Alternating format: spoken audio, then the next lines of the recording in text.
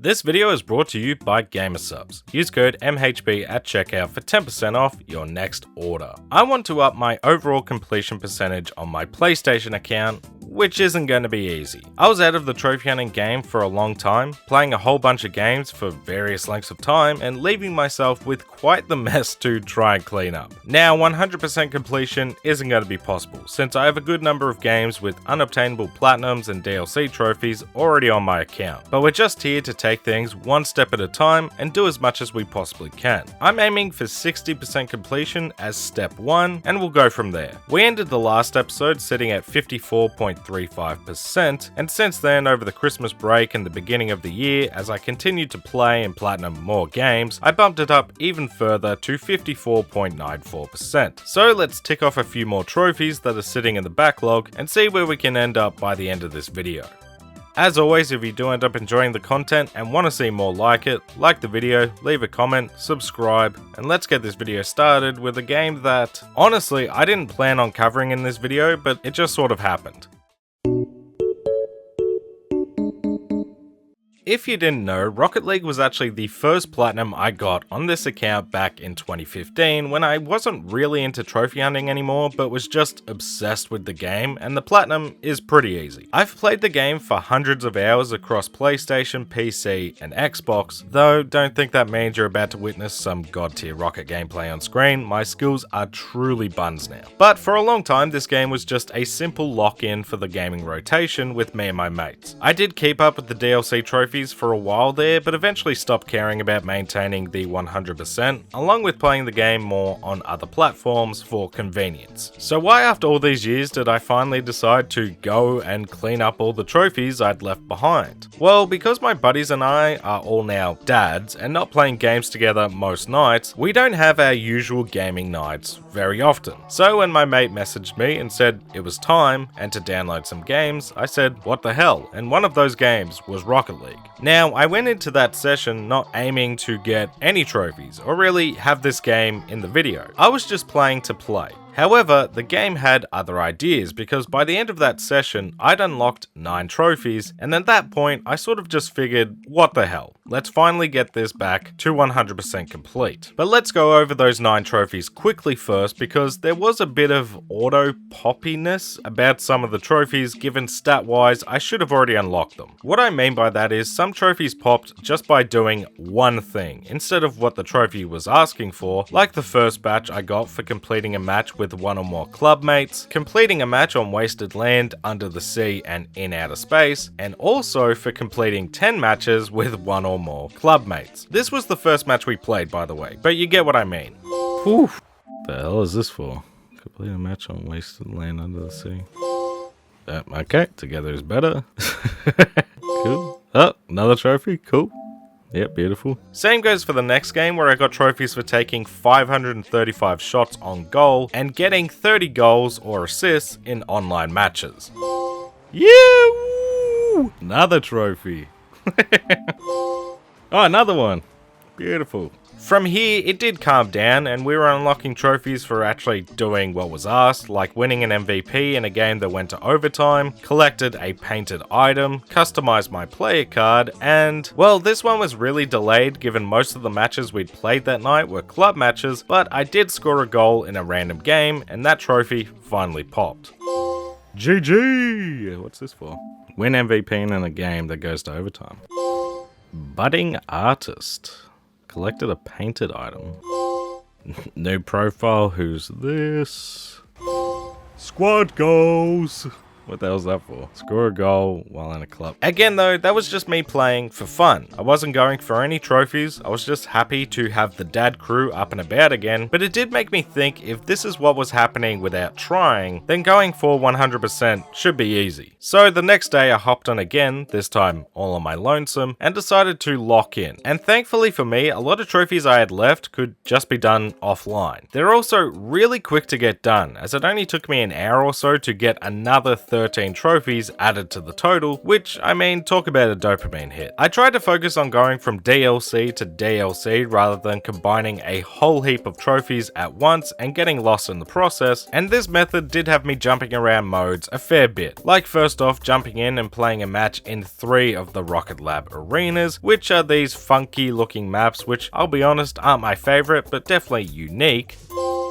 Mad Scientist. Alright, we're on the board for actually going for the trophies. That's the Rocket Lab arenas done. Then I needed to head to the hoops mode to win a game with 30 seconds left where I was tied or trailing. This one took me a few attempts because at first I wasn't really trying to play, just waste the clock until 30 seconds were left and then try and win from there. That wasn't it. I did this first try once I upped the AI difficulty to max and tried to actually play the game while also making sure it was never higher than a tie. That worked a treat.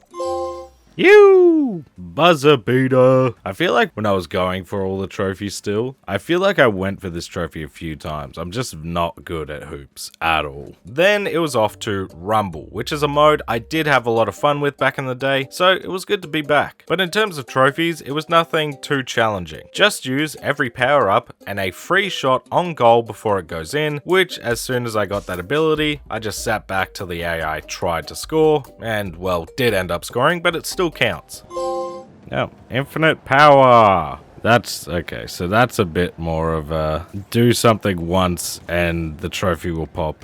Alright, stop cold. I don't care if he scored. We got that one done too, that was easy. Then it was off to the Aquadome where I needed to score an aerial goal, which yes, I was definitely rusty on, as you can see by the match I played with unlimited time, but I'll take a little butt tap goal, and scoring a goal while flipped on your back, which is a little awkward, but just remove the bots and it won't take long. Yes, let's go! I grazed that with my ass. Sea turtle. Alright, I think that's all for the Aquadome DLC. Now I guess I'll move on to Drop Shot. I then used all my arena preference votes and won a match on Starbase Arc with the Halo Topper. Yeah, registered voter. I don't really know what this is about, but I'll take a freebie. Metaverse.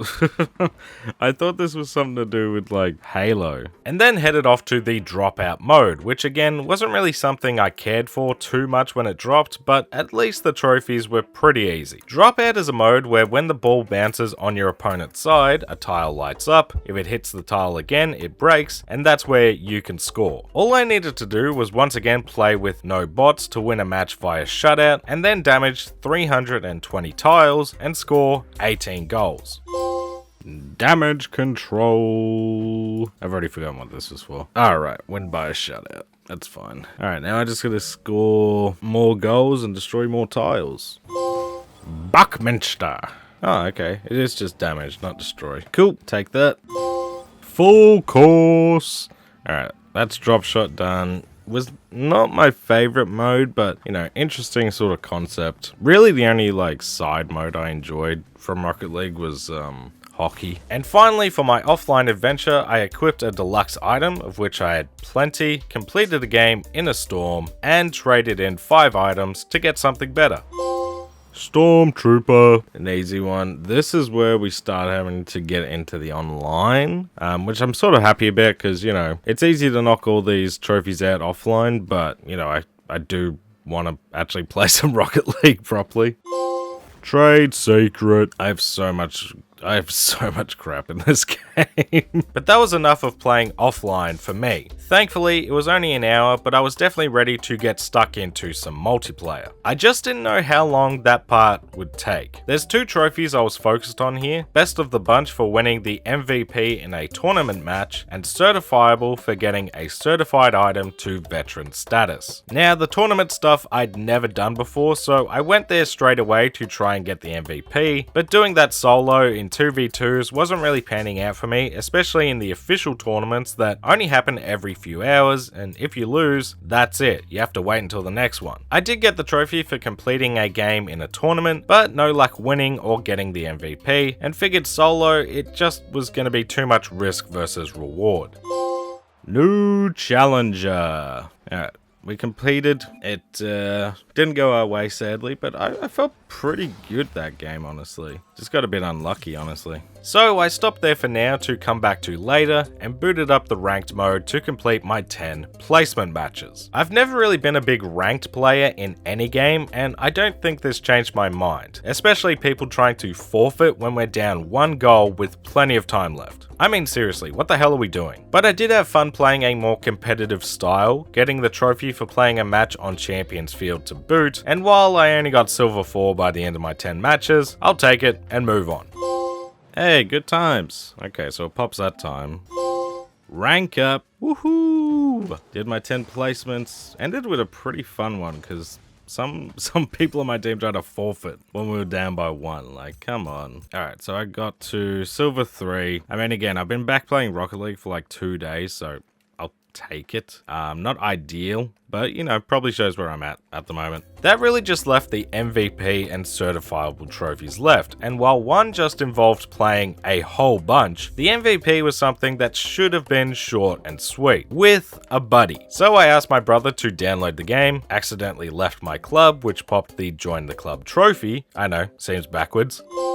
Okay, so I leave it, and it's join the club. Yeah, makes sense. I didn't do anything. You made me leave my club that I already had, you bully. And while initially we fluffed around with trying to set up a custom game with 2 controllers each, we couldn't get the tournament cheese to work since he only had 1 account and guests don't work. So we played some ranked games, which in hindsight might have been a bit pointless, but thought if he had a rank it might work, and then hopped into a custom 2v2 tournament as a team, which again in hindsight would have been the simpler option to begin with. I figured this would be the best chance to get an MVP since my brother can hold his own, but he isn't going to get more points than me. So we loaded in, dealt with some terrible connection because I forgot to select Oceania servers, and yeah, we got through that pretty easily. Best of the bunch, it happened! I have to try. Yeah, I got it. Jesus. What a pain in the ass. So with the MVP secured, I let my brother go to deal with his hangover from Easter weekend, and now the grind began. You see, to get a certified item to veteran status, you have to reach a certain number of tasks complete. These are for basic things like clearing the ball, shots on goal, centers, MVPs, aerial goals, you get the idea. So I picked a few items that had shots on goal, centers, and clears, and either way, I needed one of these to tick over 200. Yeah, that took a lot longer than I originally thought, and meant I had to play a lot more games. But in saying that, I did have a lot of fun just playing a whole heap of Rocket League again. It took me back to when the game first dropped, which was the reason I had the platinum in the first place. Just game after game, slowly ticking away at all these stats, playing some more ranked because why the hell not? And I don't know, it was a long process, but a bit of a nostalgia trip as well. But after a good 6 or so hours, I finally got the last clear I needed, getting a veteran item, and that was 100% back for Rocket League 10 years on from when I originally started playing. Yes! Certifiable, baby! Oh my god, that feels good. Alright, well, unintended 100%. Again, I didn't really think, you know, this wasn't on my list to do. It sort of was a bit of an accident, but I had so much fun. I haven't played Rocket League properly like this, where I'm just like all day, that's all I'm playing. I haven't done that for years, so to do it again, you know, I got gold. I upgrade my rank a little bit from where I was. I'll take it. Again, bit noobish. Alright, from my first trophy to my last, I don't think they're adding DLC trophies to this anymore. Anyway, 10 years, 9 months.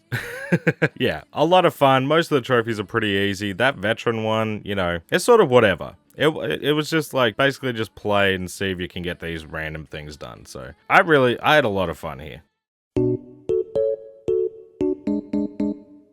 On to the next game, and we were sticking to cleaning up some more DLC for one of my favorite games from one of my favorite developers. It was finally time to clean up the DLC trophies for Control. Now, I platinumed Control back in 2023, but decided to skip over the DLC at the time because I'd only recently played them both for the first time over on the Xbox. So I wasn't ready to jump straight back in just yet. I didn't think it'd take me 3 years to get back around to it, but hey, better late than never. Control has 2 DLCs we need to complete, that being the Foundation and AWE, or Altered World Events, and in both we'd need to get some kills against the new enemies, and with our new abilities and weapons, find most of, if not all of, the collectibles, and complete the stories within. So let's start off with the Foundation. As I said in my video on Control though, this story and world can get confusing real quick, and while I love it, I'm going to assume you know what's going on from the main game and just get through the basics here to avoid going down the rabbit hole. After the main game, we get summoned by the board to go down to the Foundation,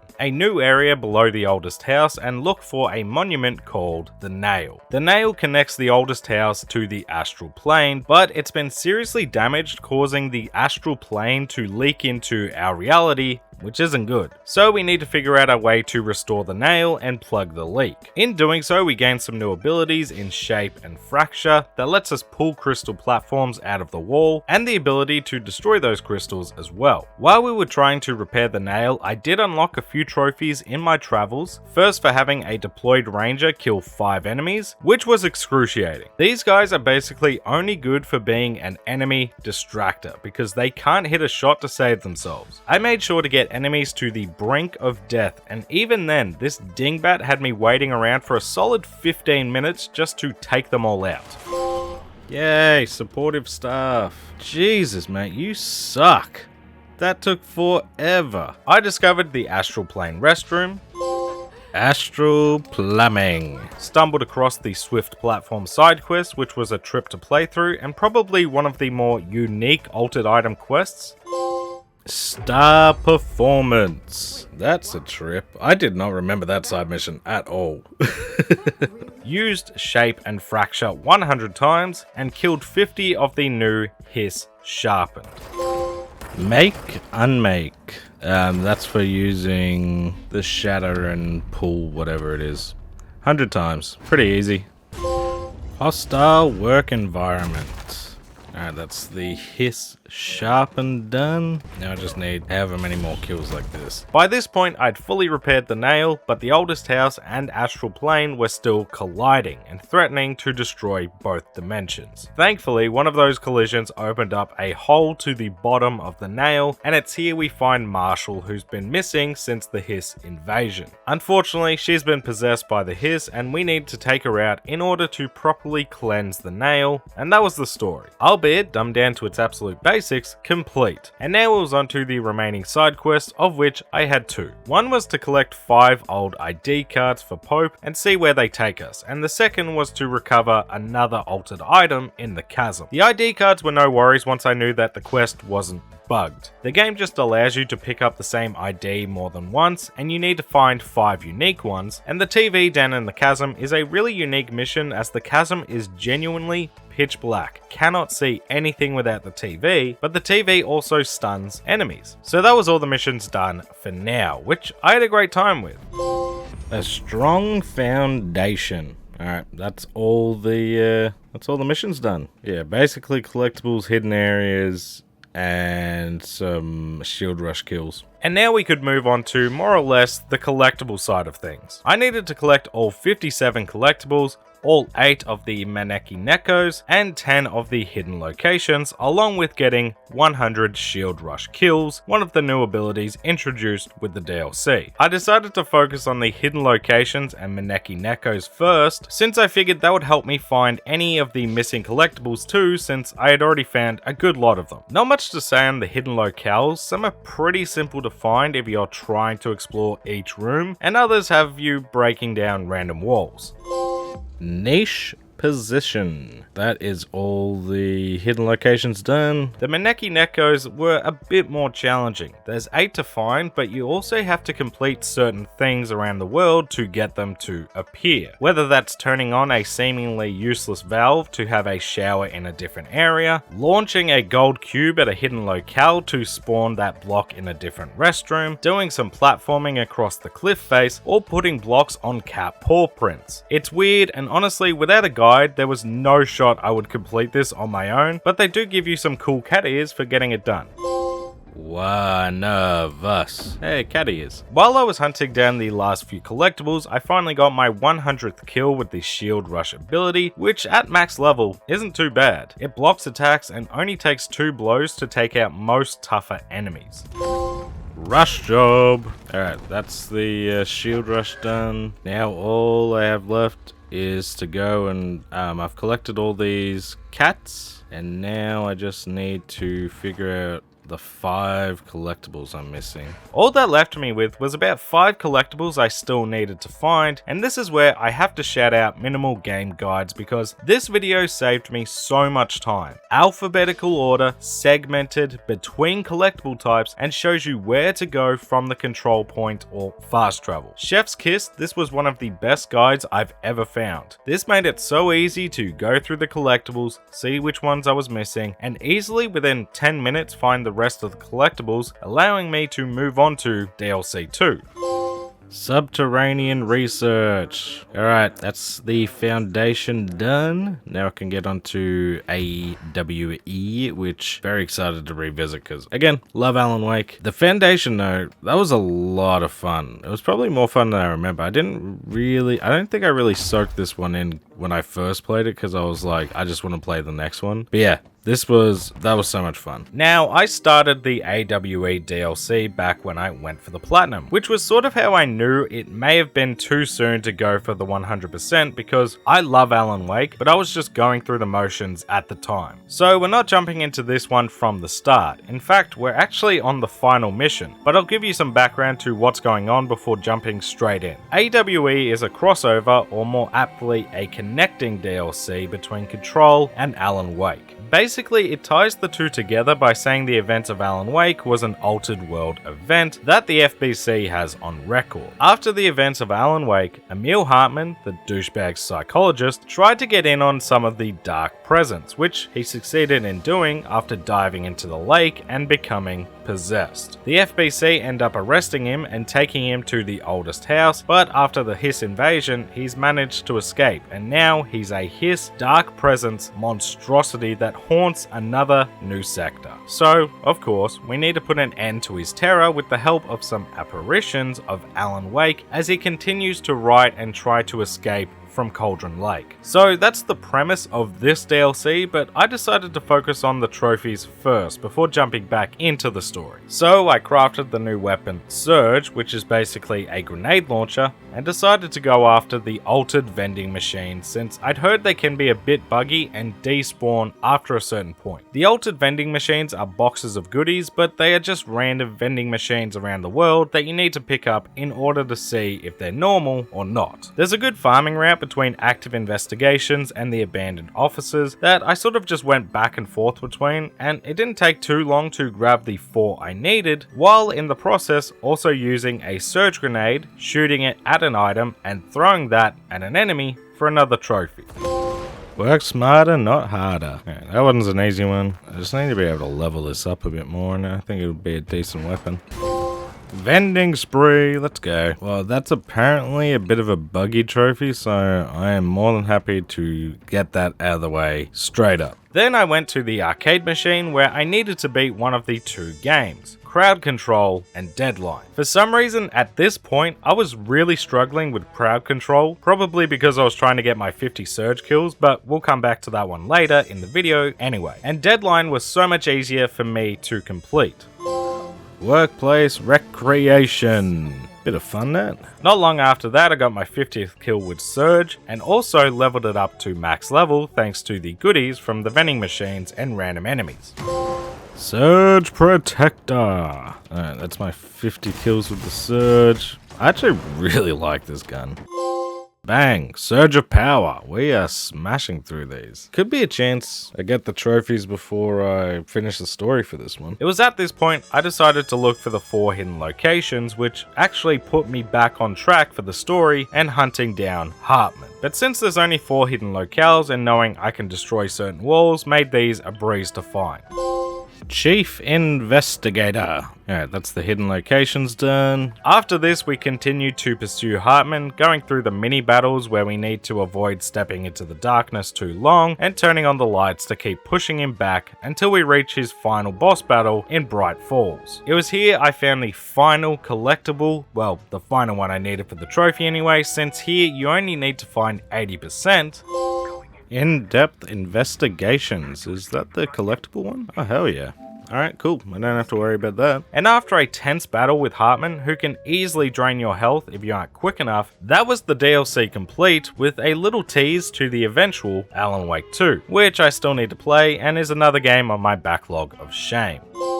The third thing. Alright, that's the story for AWE done, and I think that just leaves me with, just gotta kill those airborne rangers. I think I've got like 10 or maybe 15 to go, so yeah, nothing too crazy after the story here. All that left me with was 25 airborne ranger kills, and after my time with the story, I still needed another 11 kills to add to the tally. These are a new enemy, but seemingly a bit rare, so the best way I found to farm them was the crowd control challenge arcade mode. I didn't have them appear at all in the regular version, but in the challenge mode, or version 2, managed to get the rest of the kills in one game, getting control back to 100% completion and having a blast re-experiencing this fantastic world once again. Seriously, if you have not played Control yet, you have to give this one a try. You elevated mind, and that is control back to 100%. Yeah, AWE is banger. I love this DLC so much, and you know, the fan that you just control in general is just so good. If you haven't played it, you owe it to yourself to play it.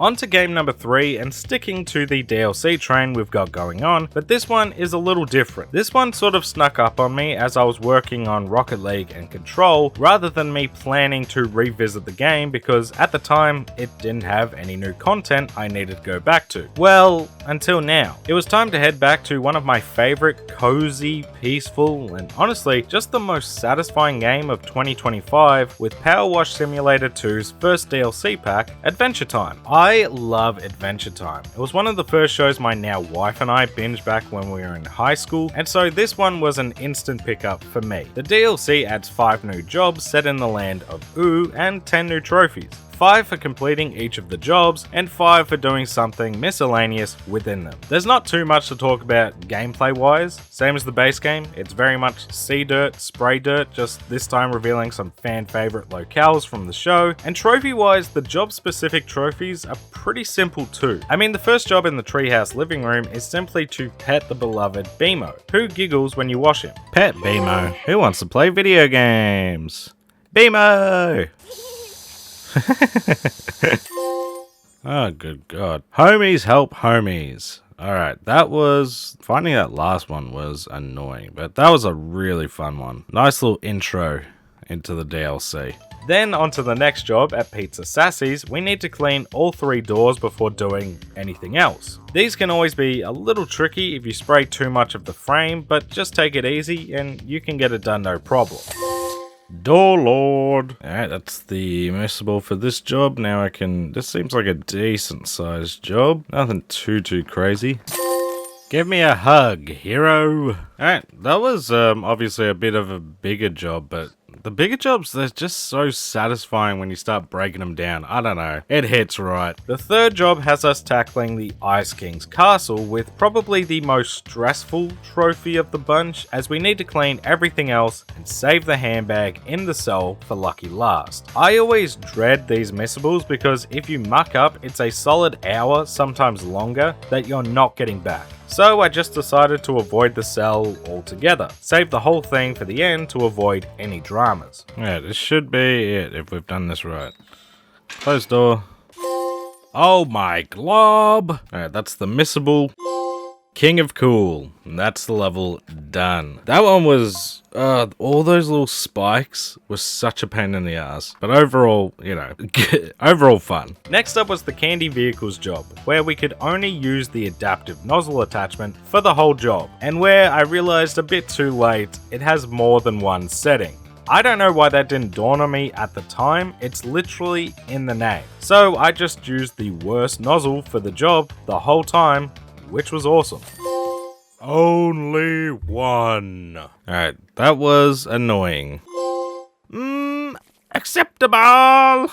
Yeah, that one was way more tedious than it sort of needed to be. And sadly, the most intense, time-consuming, and honestly fun to navigate job in the treehouse has a missable that just is way too easy and doesn't really have anything to do with anything. All you need to do is use the Jake Scissor lift and go as high as possible. That's it. But after 5 hours, I completed the 5 jobs, grabbed all 10 trophies, had a great time spending some time in the land of Ooh, and I'm sure I'll be back to this one soon enough to tackle some more disgustingly messy properties.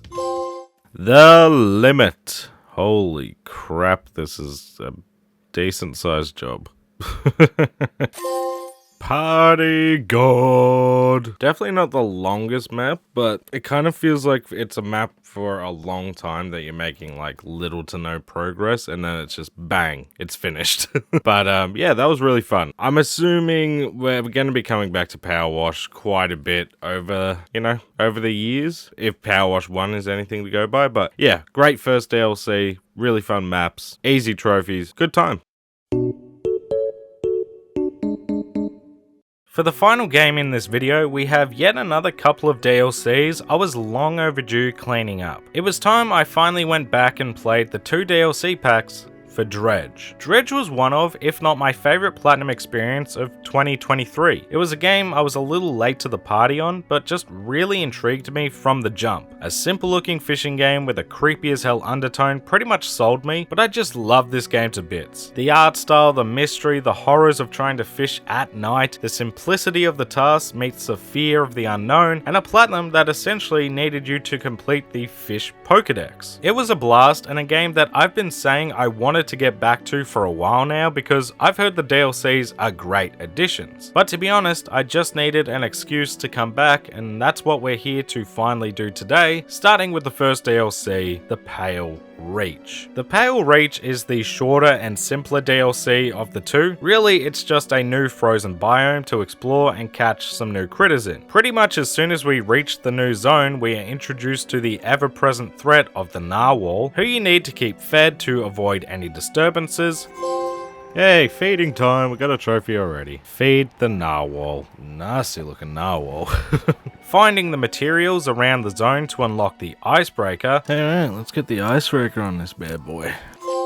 Icebreaker! Sweet. Which allows us to fully explore the Pale Reach, and with that we can basically complete the story. The story here centers around a crew who tried to awaken an old eldritch beast because of the promise of treasure. Most of the crew fled, but 4 were left trapped in the ice with the monster unable to die. So in short, we need to free each soul from the ice to get the beast back to sleep. There's nothing much to it though. The ice picks are pretty easy to find, and just like that, in about an hour after starting the main quest, it was done.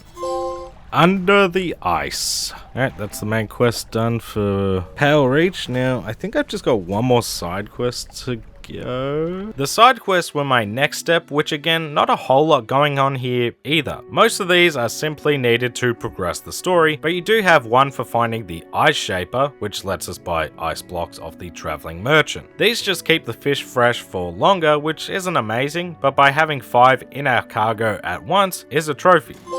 Fresh fish. Alright, we got the ice blocks. Realistically, we don't have too much to do here. But the main side quest is once again to do with these hooded figures. He asked for 3 aberrations of some of the new fish, which is fine by me because I have to catch them all anyway. And that was basically the rest of my time with the DLC. Going out fishing, trying to find and catch any missing ones I had left, which can be accidental even. I mean, I found the colossal squid by complete accident with my trawl net, which just sits behind the boat catching fish along the way.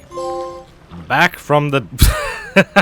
Catch the colossal squid, hell yeah. Did it with the old net.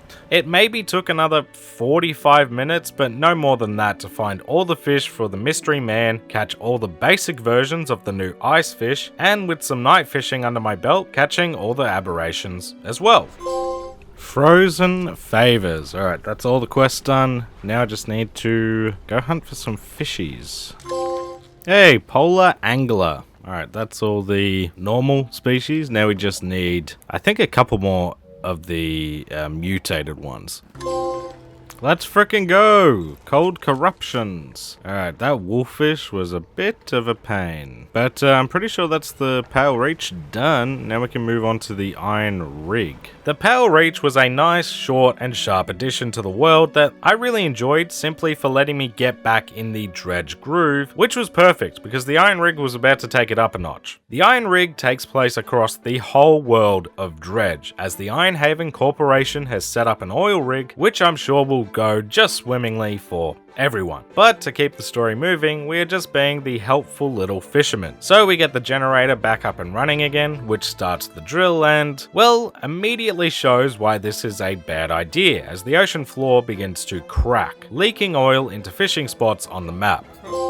Missing shipment. Alright, we got the story underway pretty quickly, honestly. That's basically the story here. We help the corporation do something, whether that be collecting some of the new species of fish exposed to the oil, building up the rig to upgrade our ship and equipment, keep drilling because the suits don't listen, new oil spots appear along with new fish, and some big new problems. Along this journey of being a helpful idiot for most of the time, we can also purchase and upgrade new buildings, allowing us to level up our ship, level up our fishing gear and abilities, and buy and sell new bait and items. Pretty soon after returning from our first expedition to the new oil contaminated waters, we need to craft the siphon trawler, a device that lets us turn the oil into canisters to help us upgrade our gear. Remedial apparatus. Equip the siphon trawler. Don't really know what that does yet, but I'm sure we'll figure it out. Then a few trips later, we unlock all the buildings and upgrades. Hey, Rig Architect. That's for completing all the buildings, getting them all leveled up. Nice. And this is where the sea monster makes its first appearance, ready to destroy the rig. Still helping the rig out because the workers don't deserve to die, we need to go and grab another defense device like the one we used in the main campaign. This is where I collected my 10th dark canister and had 5 dark splashes in my cargo at once. Dark Custodian. Alright, that's for the ooze. Now I need this thing to chase me. And Shadowed Splashes. Collected the device and shooed the monster away, which of course the corporation didn't learn from and kept drilling. This all culminates in sabotaging those same defense systems to scare off the suits, but also at the same time seeing the scientists I'd helped find all the new species for mutate into a monster and jump in the ocean, upgrading my hull to the new level 5. Hull Industrial. And with the defenses down, the creature attacks the rig enough to scare the big bosses, but is stopped before it can destroy the rig. The Iron Ruin. Alright, I'm guessing that's like the story, the main story done at the very least. Let's just double check. Yeah, okay, so that's all the quests I really have. I'll look into the trophy, see what's next. That's the main story of the Iron Rig done, but I still had a bit of work left to do here, as this DLC adds 50 new fish we need to find and catch. 5 normal and 5 aberrations in each sector. But first, I wanted to summon the ooze monster as we needed to dodge his attack for a trophy. This has to be done at night and has to be when you're going pretty crazy, but just by driving around collecting the oil, you have a pretty good chance of making it appear. That's the hard part. Once the creature is around, dodging it is pretty easy. The Gleaming Goliath. Alright, that one's a trickier one and a scarier one to be honest, but now we don't have to do that. It didn't take too much effort to upgrade the basic 3 skills after that, as they don't require much in terms of goodies. Enhanced abilities. Am I gonna use these? I mean, the light's pretty handy, but I don't remember using the foghorn at all. And then it was back to the old Pokedex to find all these new fish. I'd found most of the standard fish at this stage, just missing 1 or 2, which was easy enough to go and find. Ancient Angler. Alright, so that's all the the fish done. Now I just need the aberrations, which that helps. The aberrations were a little trickier though. Thankfully, no more night fishing, but the biggest pains were easily anything to do with the crab pots. At least in the actual fishing spots, if you use the atrophy ability, you have a good chance of pulling an aberrated fish. The pots are just random luck, and while it didn't take overly long to eventually catch them all, it's a boring process of putting the pots down, snoozing the days away until it magically appears. Again though, for the actual fish and not the stupid sea cucumbers or slugs, I had a great time trying to find all these creatures. Hey, let's go. Primordial deviations. Alright, that's all the aberrations done, and now I just gotta figure out how to do this exotic quest. All that left me with was a trophy that I'm still not 100% on what I was doing. We needed to catch an exotic aberration, in which we needed exotic bait. That's no problem, it's pricey, but that's the easy part. I had to look up where I could get an exotic fish from, and all the answers pointed me to behind this waterfall at Gale's Cliff. Throw down the bait and hope you catch the right fish. I got it my first try, but didn't really know what the hell I was doing to end this 100% journey off. Hey, exotic exemplar. No idea, really, what I did there. I don't really know how that one works, to be honest, but we got it done. That is Dredge 100% complete again. And I'll just be honest, this was... I love this game. This was so much fun to revisit. There's just not a game like this. I love the world, I love the mysteries, I love the fishing, all the weird creatures, and like, it's almost like getting a Pokedex. Like 100% on the Pokedex when you catch all the fish. So yeah, if you've never played Dredge, highly recommend it. The DLC is awesome. The first one's really short, but the second one's much more in depth and adds a whole bunch. So glad I finally came back to this one. So with that, another backlog cleanup session is in the books, and now the question is, how do we go trying to increase our overall percentage? Well, again, we started at 54.94% and ended with 55.25%. Here's the breakdown of how much each game boosted the percentage, as well as the cost breakdown, and as you can see, we have a rude appearance from PUBG here, seemingly out of nowhere, taking away 0.10% of our hard work, but when the boys want to relive the good old days, who am I to say no? As I said in the last video, yes, it's slow going, but it's really just a bit of a bonus to revisiting and cleaning up experiences I either never finished, or in this video's case, revisiting games I've platinumed and experiencing them all over again with some new bells and whistles. I had so much fun going back to games like Rocket League and finally grabbing that 100%. Games like Control and Dredge, where I love the base game so much, and getting to experience the DLC content to the fullest, and getting back to the chill zone with some Power Wash Simulator. We have plenty of work left to do, still over 8,000 trophies yet to be earned, but you've got to make sure you enjoy the ride along the way. Thank you so much for watching. If you enjoyed the video, don't forget to like and subscribe, leave a comment, and let me know what you've been playing recently, what games you're excited to see in the future, and what you think of the games we covered today. Shout out to the channel members for that extra level of support, and special thanks to members of the Bear Club, It's Grey J, Darkwolf, Zafado, Lug Knights, Golden Sparrow, Lord Alex, Kuzma, Jarvis McGee, and Briganius. Thank you all, and I'll catch you in the next one.